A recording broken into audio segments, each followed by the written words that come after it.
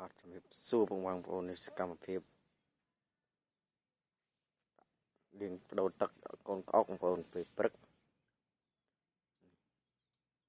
ល្អមែនតើបដូរហើយបានចំណេះស៊ីហ្មងបងប្អូនទុករយៈពេលកន្លះម៉ោងអញ្ចឹងទៅឲ្យវាស្រួលខ្លួននិងវាស៊ាំនឹងទឹកតែយើងទៅបដូរថ្មីអញ្ចឹងណាមកទៅមានសុខភាពល្អហើយយើងសម្អាតវា2ថ្ងៃម្ដងបើសិនជាទឹកល្អយើងដាក់3ថ្ងៃសម្អាតម្ដងអញ្ចឹងណាវាកូនកុកយើងវាមានសុខភាពល្អវាទឹកស្អាតហើយរាងកាយវាឆាប់លូតលាស់លឿននេះហើយយើងមានពងកញ្ញូចេះសម្រាប់ដោះប្រព័ន្ធទឹកហ្នឹងទៅគឺល្អមែនទែនបងប្អូន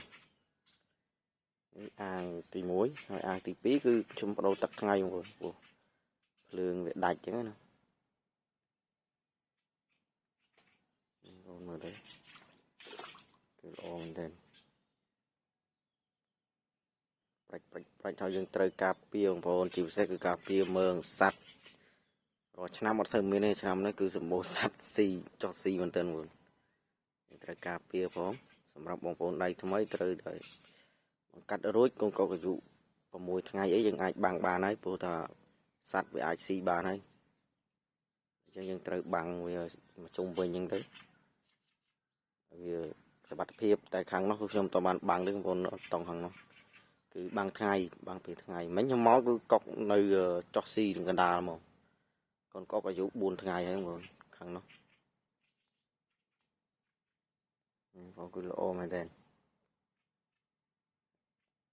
នេះរបៀបយើងលាងទឹកគឺ2ថ្ងៃបដូរទឹកម្ដង3ថ្ងៃបដូរទឹកម្ដងតាមកម្រិតទឹកយើងវាស្អុយឬមិនស្អុយអញ្ចឹងណាហើយនេះវា3ថ្ងៃហើយខ្ញុំលាងគឺវាល្អបងប្អូនហើយកុំភ្លេចយើងត្រូវបាំងស្បៃបាំងមើងបាំងអីផងមានស្បៃយើងបាំងស្បៃទៅមានមើងបាំងមើងទៅ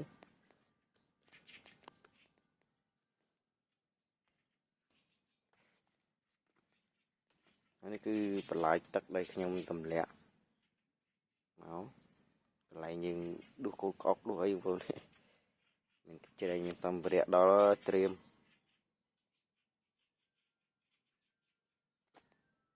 បងប្អូន